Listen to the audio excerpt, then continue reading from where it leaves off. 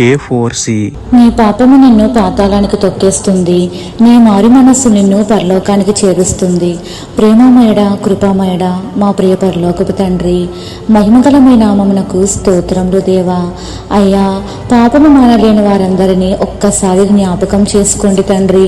పరిశుద్ధంగా బ్రతకాలని ఆశ ఉన్న పనికిమాలిన వాటికి లొంగిపోయి పాపములో పడిపోతున్నాము. మమ్మల్ని మన్నించండి, మీ వాక్యంతో మమ్మల్ని బలపరచండి తండ్రి. కన్ను చూసిన దాన్ని కోరకుండా, చెడ్డదాన్ని బట్టి మాట్లాడకుండా, పొరుగువారిది ఏది ఆశించకుండా ఉండే హృదయం మాలో పుట్టించండి నాయన.